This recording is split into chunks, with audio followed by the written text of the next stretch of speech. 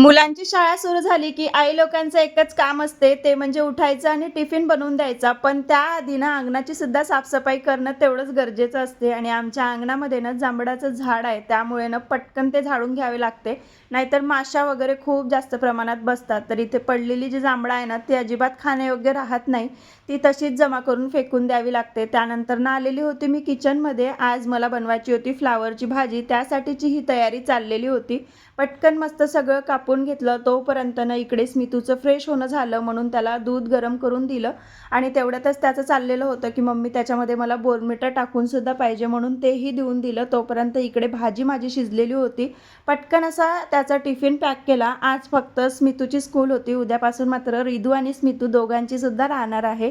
तर आज तो चाललेला होता आणि त्याला बाय-बाय करत ना रिदूला कधी त्याचा फुग्गा आला ते समजलंच नाही. म्हणजे त्याला असं वाटत होतं, की दादा गेला आणि माझी स्कूल का बरं नाही? पण दुसऱ्या दिवशी त्याचासुद्धा शाळेचा पहिला दिवस होता आणि आमचा राजा बेटा स्कूलमधून आल्यावर अशा पद्धतीने मोबाईल बघतो. पण तो आता त्याचा मला पूर्णपणे बंद करायचा आहे आणि ते हळू चालू आहे माझं.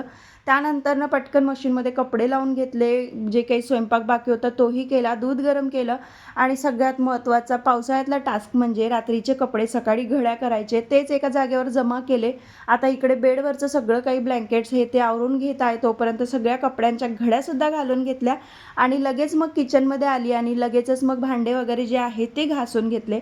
एकीकडे ना यांचं जांभळं पाळणं सुरू होतं कारण की जमिनीवर पडू ते ना नुसते खराब व्हायचे म्हणून म्हटलं चला पारंपरिक पद्धतीने आपण जांभळं तोडू. तर अशा बेडशीट वगैरे बांधूनच जांभळं पाळल्या जाते. तर चला भेटू उद्या. तोपर्यंत बाय.